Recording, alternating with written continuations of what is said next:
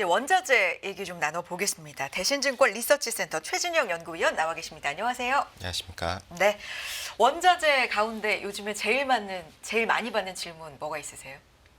제일 많이 받는 질문 사실 뭐 금. 그렇죠. 예. 네. 이 하시면서 업계 있으시면서 금이 이렇게 난리가 났다고 해야 되나요? 이런 적 있으셨어요? 뭐 사실 이전에 있었던 뭐 코로나 때나 네. 뭐 이런 때는 있었는데, 근데 이번 같이 이렇게 좀 질문이 정말 많이 온 적은 사실 잘 없거든요.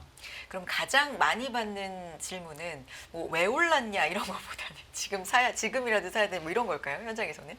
뭐 보통은 네. 그렇죠. 해서 근데 오른 이유에 대해서도 많이 물어보시고, 그리고 지금 사는 시점, 지금 여기서 더 사야 되느냐에 대해서 질문들이 더 좀 많으신다라고 하시면 될 것 같아요. 거기에 대한 답은 어떠십니까, 위원님? 사실 근데 저는 네. 기존에 들고 있는 포지션을 더 지금부터 늘리기보다는 그냥 가지고 가시는 게 훨씬 낫다라고 좀 바라보고 있습니다. 여기서 더 늘리는 거는 오히려 좀 뭐랄까요? 지금의 가격이 만약에 인플레이션 해지 차원에서 올랐다라면은 저 역시도 그러면은 더 매수하시는 게 맞다라고 생각할 테고, 단순 금리 인하에 대한 방향성에 베팅했다라면 맞다라고 했지만은, 근데 여기서 중요한 점은 이게 관세의 영향이 훨씬 더 컸거든요. 네. 결국 선수요라고도 볼 수 있겠지만 어떻게 보면, 그러니까 트럼프 대통령이 보편적 관세를 갖다가 얘기를 했고, 네.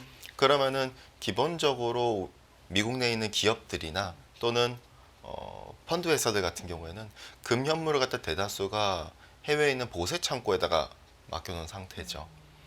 대표적으로 런던에 있는 LBMA 창고라던가, 그러니까 특히나 인도 쪽에 있는 보세 창고나 이런 데들이 있을 텐데, 근데 이 같은 움직임들이 이루어지니까 어떻게 된다? 금을 갖다가 다시 또 미국으로 빨리 네. 가져오는 현상들이 발생을 했죠. 그러니까 앞서 말씀드렸던 LBMA 창고 같은 예를 들면은 이것이 미국으로 이동하게 되면서 결국 실질적으로는 전 세계적으로 금의 수요, 이제 재고는 일정합니다. 근데 그 일정한 상황에서 한 지역에서 유독 관세에 대한 우려 때문에 일방적으로 수요가 발생했다면은 미국 내 프리미엄은 굉장히 높아지고, 그렇죠. 높아지면서 옮기는 과정에서 프리미엄은 높아지고, 근데 다른 지역에서도 금이 필요로 한데 이에 못 미치는 부분들, 미국으로 전부 다 빨아들이는 부분들이 발생하면서 미스매치가 발생을 한 거거든요. 거기서 이제 아이비들이 어떻게 보면 차익 실현의 기회를 갖다가 맞이하면서 뛰어들면서 금이 더욱더 치고 나가는 그림들이 나타났는데, 그래서 지금 봤었을 때는 좀 굉장히 좀 부담스럽죠. 그러니까 물가를 환산한 실제 가격으로 보더라도 이미 1980년 사상 최고치를 갖다가 어느 정도 한 20불 차이로 넘은 상태고, 그러면 이 상황에서 우리가 좀 고민이 되는 거죠. 그러니까 역사적 고점을 갖다 일종의 저항선으로 원자재는 인식을 하기 때문에 그 저항선에 도달했다. 이제부터는 점점 고민되는 부분들, 그러니까 단기적으로 좀 어떻게 보면 부담스러운 가격 레벨에 왔다라 볼 수 있겠죠. 3,000달러, 뭐 3,100 이렇게 제시를 하고 있는 상황에서 3,000 거의 목전까지 뭐 연일 최고치 경신하고 있기 때문에 이 시점에서 좀 새롭게 뛰어드는 건 좀 부담스러운 레벨일 수 있다. 갖고 계신 분들은 뭐 그대로 안전자산이니까 들고 가는 것도 나은 방법일까요? 그렇죠. 그러니까 기본적으로 이렇게 보시면 될 것 네. 같습니다. 지금 사실 저는 작년도 때 금을 말씀드릴 때는 금리에 대한 인하에 대한 베팅에 대해서 집중을 했다면은, 근데 어째서 그러면 여기서 계속 포지션을 유지하는 게 차라리 낫다라 보냐면은, 예를 들어서 지금 미국에서 계속 고용단에서 문제가 얘기가 나와요. 그래서 어디서 10에서 15% 이제 구조조정을 강화하고, 했다. 네. 이런 얘기들이 계속 들리면은, 자 그러면은 금단에서는 어떻게 보면 헤지 차원에서 리스크 헤지 차원에서는 굉장히 탁월합니다. 그러니까 언제가 될지 모르겠지만 우리가 만약에 경기에 대한 침체에 대해서 우려를 하시는 분들이 계시다면은 금과 S&P 500의 상대 성과는 미국의 실업률이에요. 그러면은 이 둘의 지표를 갖다 정확하게 보면은 딱 그냥 실업률처럼 똑같이 가요. 그 말은 무엇이냐면은 고용에 대한 우려가 더욱더 심각해진다면은 네. 어떻게 보면 헤지 차원에서 일종의 환승 구간이죠. 헤지 차원에서 금이 물론 마진콜 영향으로 금도 같이 빠지지만은, 그러나 상대적으로 다른 자산 대비해서 덜 빠지고. 이 얘기 좀 정리해 보면 S&P 500보다 금의 상대 성과가 높다면 실업률도 같이 올라간다 뭐 이런 얘기일까요? 뭐 사실은 이제 금 때문에 그렇다면 네. 어쨌든 실업률이 올라가니까 시장에서는 안전자산으로. 그쵸, 했지. 안전자산으로 좀 더 쏠림 현상. 네. 근데 금도 근데 그런 구간 때는 한 번은 빠지는 구간이 나오니까요. 음. 왜냐하면 어쨌든 마진콜을 받아요. 다른 자산이 터졌기 때문에 펀드에서는 환매 요청이 들어올 테고 결국 그럼 가지고 있는 포지션에서 메워야 되거든요. 그러면 금도 마찬가지로 파는 현상이 그게 우리가 과거에 봤었던 금융위기 때라던가 또는 코로나 위기 때 그 같은 현상이 같이 나타났기 네. 때문에 그냥 해지 차원으로서는 어떻게 보면은 덜 빠지는 자산으로 그럼 그때는 집중될 수밖에 없거든요. 그래서 저는 침체에 대한 우려를 갖다 고민을 하신다면은 금을 계속 가져가는 것도 나은 선택이다라고 말씀드릴 수 있고 장기적으로 어쨌든 금은 좋은 건 맞아요. 계속 어쨌든 저 역시도 계속 장기적으로 좋게 콜을 합니다. 근데 이제 단기적으로는 좀 레벨 부담이 있지 않을까라고 좀 접근을 하고 있고요. 그런데 지금 상황은 S&P 500 같은 경우도 물론 뭐 조정이 최근에 좀 있습니다만 그래도 최고점 레벨 그 근처이긴 하고요. 금도 최고로 올라가고 있는 상황이고 뭐 실업률도 그래도 견조하게 고용시장 돌아가고 있기 때문에 이건 전반적으로 그러니까 관세에 대한 미래에 대한 불확실성이 이렇게 금에 대한 영향이 좀 있는 건지 이건 평상시와는 좀 다른 현상인가요? 사실 경기에 대한 불확실성이 저는 좀 베팅했다 보긴 어려워요. 일단 기본적으로 만약에 그랬다면은 사실 이게 금 자산별로 어떤 영향에서 얘가 올랐다 내렸다라는 이런 지표가 따로 별도로 네네. 있습니다. 제가 네. 그렇게 자주 인용하지는 않는데 그 지표상으로 보면은 사실은 이런 리스크 때문에 올랐다 보긴 어렵고 좀 더 기타 요인이다라고 좀 접근이 되는데 결국 미국 지에서의 선수요가 훨씬 더 강했다라 볼 수 있죠. 근데 금값만 오르는 게 아니라 이제 금, 은, 구리까지도 최근에 이제 움직임이 있어서 이거 같이 연관지어서 좀 볼 수 있는 현상일까요? 맞습니다. 결국 셋 다 공통적인 특징은 인플레이션 네. 해지 자산이라는 것이고요. 근데 이제 구리가 어떻게 보면 비슷한 영향에 노출을 받았죠. 트럼프 대통령은 구리에 대해서도 관세를 갖다가 언급할 것이라는 시장의 우려가 이미 존재했었고 이 때문에 미국 기업들은 그 선수요가 이미 발생을 했었고 그렇기 때문에 미국으로 어떻게 보면 미국의 그 구리 재고가 조금 올라가는 그림이 나타나줬거든요. 그러니까 중국이 리스타킹을 지금 이제 부양도 해야 되고 중국이 리스타킹을 해야 되는 이때에 미국 기업들이 선수요가 발생하면서 구리를 먼저 땡겨온다. 그래서 어떻게 보면 구리가 더 튀었었다라 볼 수 있겠고 그러니까 지금의 금과 되게 어떻게 보면 스토리라인이 비슷한 그림들이 노출이 됐던 거죠. 근데 구리는 더욱더 특징적이었던 거는 뭐 금이야 당연히 희소하지만은 구리도 마찬가지로 공급이 지금 타이트한 상황이기 때문에 올라갔다 본데 근데 상대적으로 소외된 건 은이었죠. 은이 사실은 굉장히 조용했습니다. 그러니까 근데 은도 저 역시 마찬가지로 이 같은 비슷한 추세를 따라갈 수 있다라 좀 접근하는데 단순히 이런 관세 여파보다는 상대적으로 너무 저평가돼 있고 특히나 저는 중요하게 보는 게 미국 이외의 국가들이 상대적으로 경기가 좀 더 좋아지는 그림이 그러니까 얘들이 더 좋다라기보다 상대적으로 좋아지는 그림 선상에서는 달러화가 점점 진정되거든요. 더불어서 중요한 점은 제조업 향이 60%가 되는 게 은이기 때문에 중국의 이 같은 부양책에 대해서 저는 굉장히 초점을 맞추면서 이와 관련해 가지고 은 역시도 좀 더 따라가는 그림이 될 수 있지 않을까라고 좀 접근을 하니까요. 은도 최근에 좀 많이 올라오지 않았어요? 사실 근데 네. 금과 비교하면은 거의 오른 게 많이 어. 없어요. 그러니까 너무 오른 게 없죠. 오히려 금이 정말 많이 치고 나갔죠. 특히나 지난 6개월 사이 구간 때 가장 많이 치고 난 건 금이었죠. 근데 이제 최근에 뭐 기사를 통해서도 접해 보면 골드바도 모자라서 지금 뭐 판매가 중단됐다. 근데 실버바까지도 그게 이어진다. 뭐 이래서 수요는 상당히 많구나. 뭐 이런 생각이 들어서요. 근데 금과 비교하면 거의 움직인 게 없다라는 입장이시군요. 그쵸. 그러니까 네. 어떻게 보면은 국제 금 가격인 코맥스라던가 이렇게 가격을 딱 비교해서 놓고 봤을 때 은은 과거에 보면은 금이 올라가는 그 사이클 구간에서 조금은 뒤늦게 움직이지만은 어쨌든 좀 더 성과적인 측면에서 굉장히 아웃퍼폼을 해줬거든요. 그러니까 높은 변동성을 보여줬었죠. 근데 이번에 보면은 그 변동성이라는 게 무색할 정도로 거의 움직인 상태가 거의 없었거든요. 그러니까 오르긴 올랐는데 과거에 만약에 금이 만약에 7% 올랐으면은 못해도 그 2배 14% 정도는 올랐었던 게 은인데 지금은 거의 움직임이 그거랑 비교했을 때 많이 없는 상태죠. 그런 논리시라면 금 놓쳤다. 그럼 은 투자해도 됩니까? 저는 은 그다음에 구리 그다음에 알루미늄 패턴이라고 봅니다. 그래서 어. 어쨌든 금이 지금 이렇게 많이 날라갔다. 네. 네, 점점 부담스러운 레벨이다. 그럼 점점 수순 따라서 저는 이게 사실은 경기의 순환골이랑도 맞물리거든요. 그러니까 경기가 바닥에서 이제 턴어라운드하기 직전에는 늘상 금이 먼저 가고 그다음에 턴어라운드 하면서 위로 조금 올라가려는 그림 때는 은이 가고 바로 곧 이어서 구리가 올라가면서 근데 구리가 이제부터 비싸지면은 실물 수요단에서 가공기업들이 이제 구리를 기피하면서 알루미늄 수요가 이탈하는 현상이 발생하거든요. 왜냐면 대체제로 구리 1톤당 알루미늄 2.5톤의 교환 비율이 있으니까요. 그래서 그런 현상이 발생한다 가정을 하면은 저는 뭐 뒤로 이어서 선순환단에서 이렇게 좀 작용하지 않을까라고 보고 있습니다. 순서는 금, 은, 구리, 그다음, 알루미늄 맞습니다. 순이다.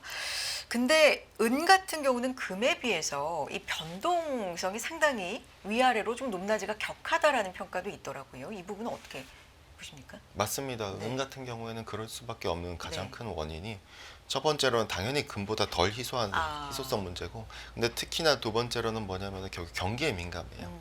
그러니까 산업형 앞서 말씀드린 것처럼 산업형 수요가 60%라는 함은 사실상 거의 구리에 가까워요.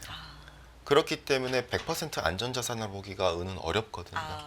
그래서 그런 부분들이 어떻게 보면 있고 그렇기 때문에 구리가 좀 더 올라갈 때 또는 알루미늄이 올라가는 이런 산업금속 수요가 올라가는 그림 하에서는 은이 그래서 더욱더 높은 변동성을 보이는 그렇기 때문에 어떻게 보면 변동성 자체가 금보다 훨씬 더 높기 때문에 은을 사실 저는 안전자산이라고 좀 보기는 어렵지 않은가라고 개인적으로 생각을 하고요.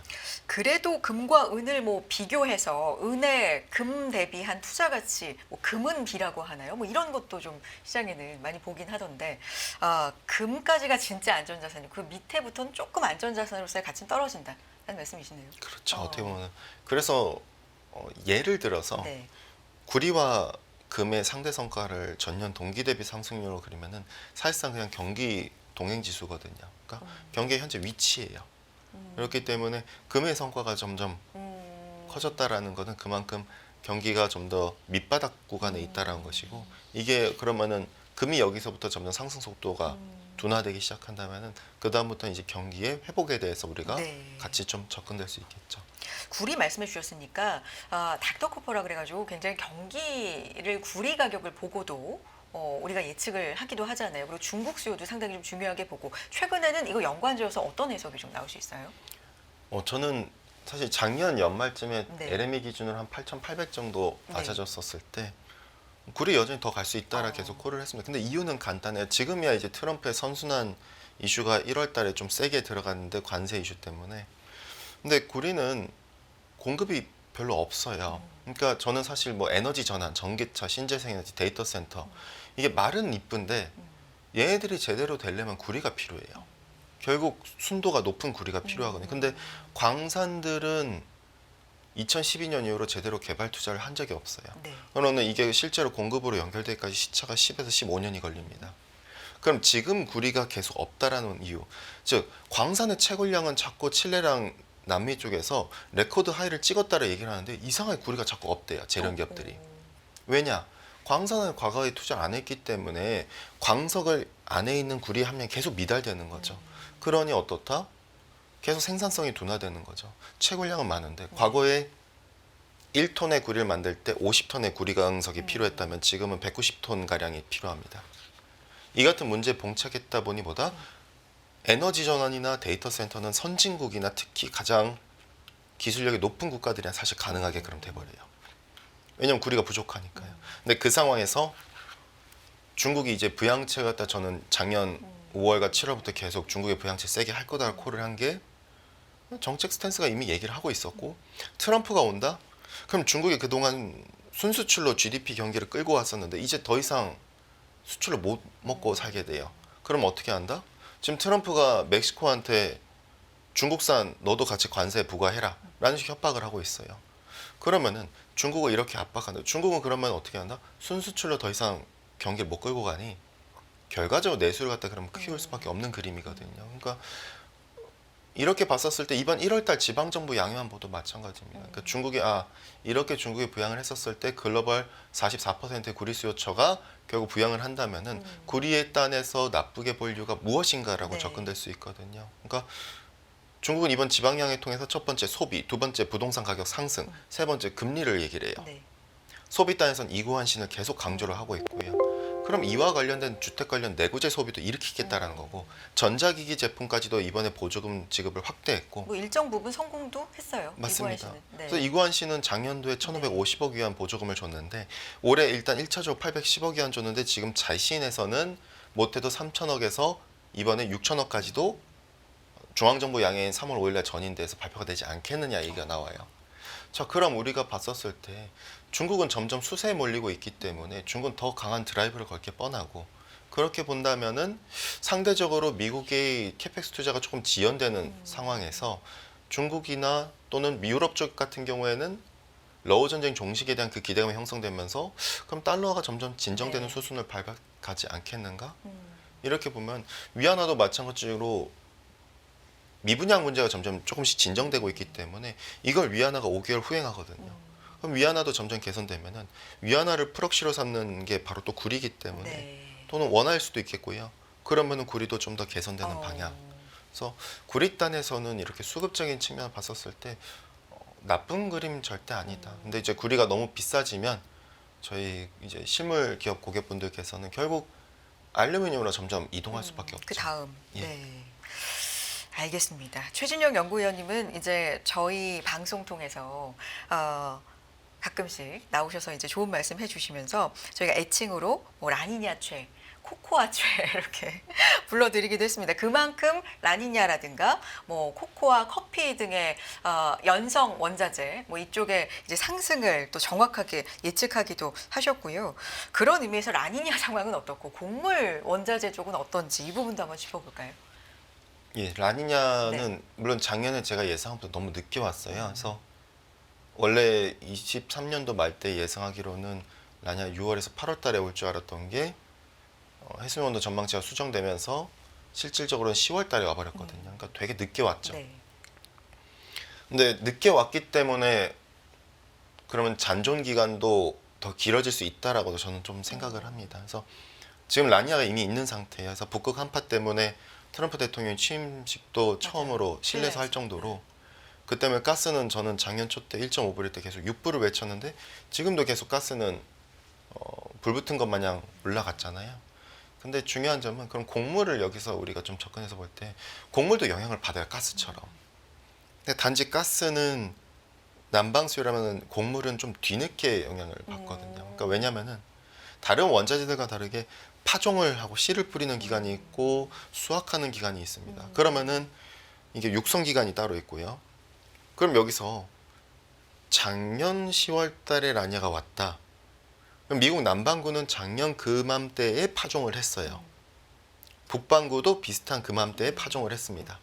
그럼 이게 언제 수확이 되는 것이냐? 남반구는 지금이에요, 이제. 그래서 옥수수 가격을 보면은 가만히 있다가 갑자기 스멀스멀 올라오고 있어요. 올해 연초 대비 성과를 보면은 귀금속 다음으로 성과가 좋은 게 곡물이에요. 그러니까 사람들이 너무 가격이 내려갔기 때문에 신경도 안 쓰고 있던 게 점점 올라오고 있어요. 자, 그럼 여기서 중요한 점 뭐냐면은 옥수수랑 대두를 갖다가 이제 아르헨티나랑 브라질이 수확을 합니다. 왜? 이제부터 수확 시즌이기 때문에. 근데 중요한 점, 얘가 작년도 말 때쯤에 라니냐를 영향받았으면 그 여파를 인해서 얘들은 가뭄 영향에 노출된 거예요. 네. 특히나 그래서 올해 1월 달에 강수량이 아르헨티나가 역대급이라고 최저라고 했거든요.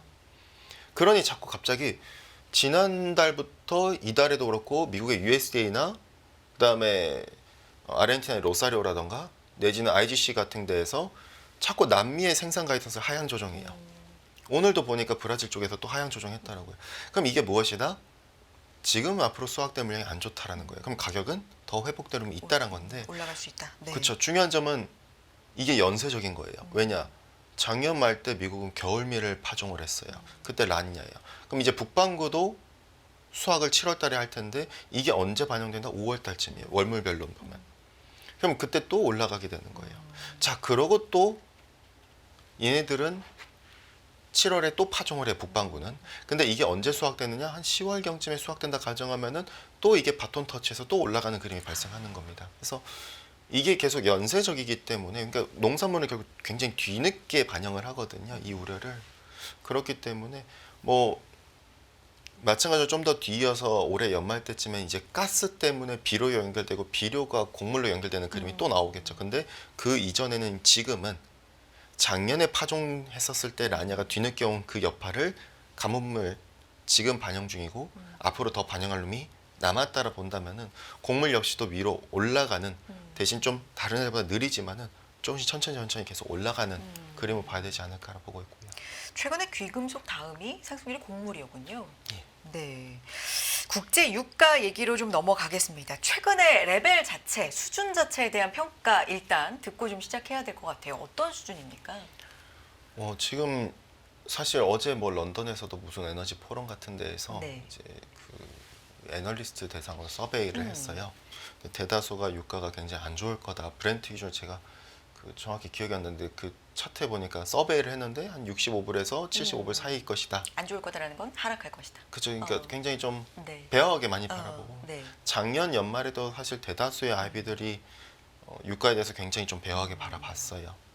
근데 저는 이제 반대로 유가는 저는 오히려 올해 의외로 셀 수 있다라는 가정을 계속 깔고 있거든요. 그 같은 이유가 몇 가지 있는 게 여전히 저는 올해 80불대 유가가 회귀할 수 있다라 접근을 합니다. WTI 기준. 왜 그렇게 보냐면은 첫 번째, 그러니까 중국이에요. 그러니까 중국이 부양을 해야 되는데 어쨌든 석유 수요가 필요해요. 전 세계 두 번째로 석유 소비국이고, 근데 얘네가 지금 리스타킹을 해야 되는데 재고가 없어요, 거의.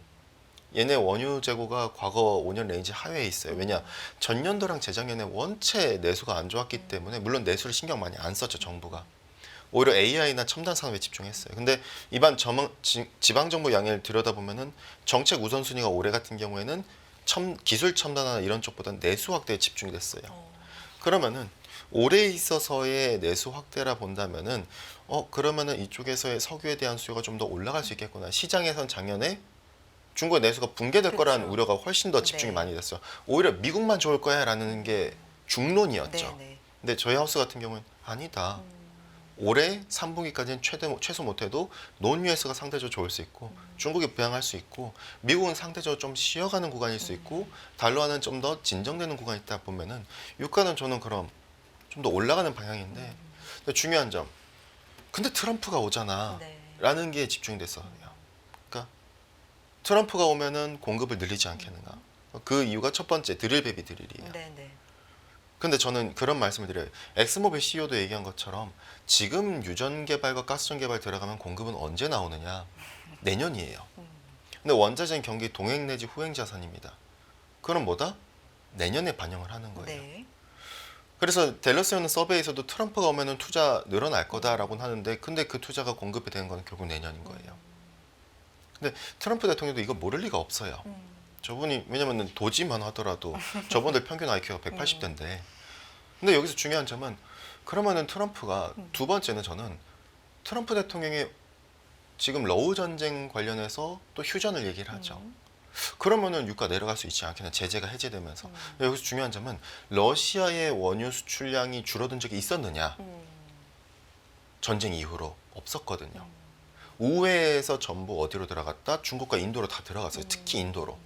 인도는 그래서 사우디산을 최소한도로 줄여버리고 러시아산으로 다 바꿔버리면서 인도 같은 경우에 유류 보조금이 많은 나라인데 재정 지출에 그걸 인프라로 쏟을 수 있었거든요. 그래서 인도 경기가 계속 좋을 수밖에 없었죠. 근데 이제 여기서 중요한 점은 그럼 여기서 수출량이 줄어든 적이 없었던 나라인데 단지 유럽이었던 고객이 인도랑 중국으로 바뀌었던 건데 그러면은 이게 제재가 해제된다 해서 무슨 효과가 있을까에 대한 또 고민이 있는 거예요. 더불어서 인도한테나 중국한테 더 싸게 팔았던 게 러시아인데 그럼 이제 싸게 팔 필요가 없게 되거든요.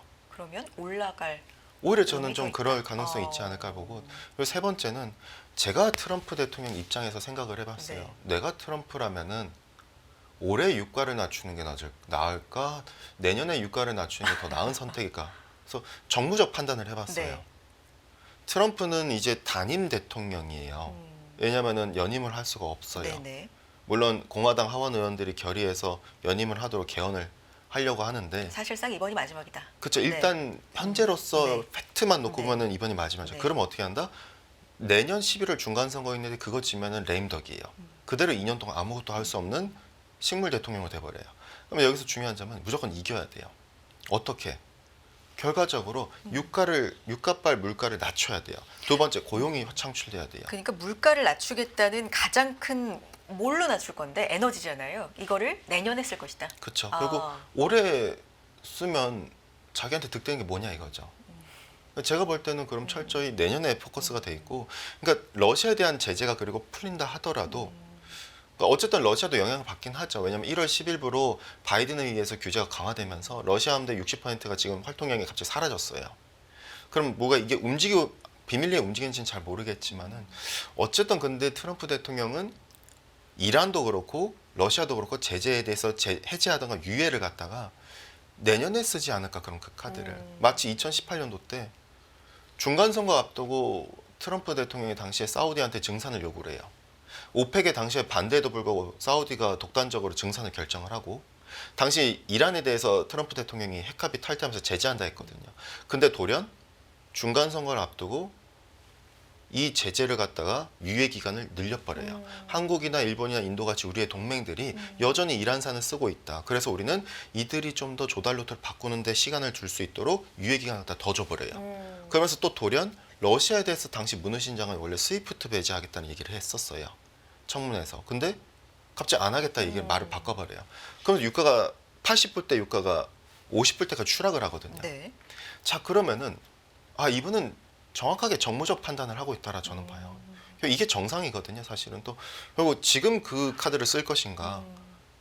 제가 트럼프랑 결국 내년에 쓰는 게 더 낫다. 이런 상황까지 한번 입장이 돼 보셨군요. 네. 그래서 근데 설득이 됩니다. 네. 올해는 그래서 WTI가 80달러 선까지도 갈 수 있다라고 보시는 거고요. 예. 내려간다면 그건 내년일 것이다. 네, 네. 내년에 좀 더요. 오늘 아쉽지만 여기까지 들어야 될 것 같고요. 조만간 또 모셔서 자세한 얘기 함께 하겠습니다. 제14회 연합인포엑스 금융대상에 빛나는 대신증권 리서치센터 최진영 연구위원과 함께했습니다. 고맙습니다. 감사합니다.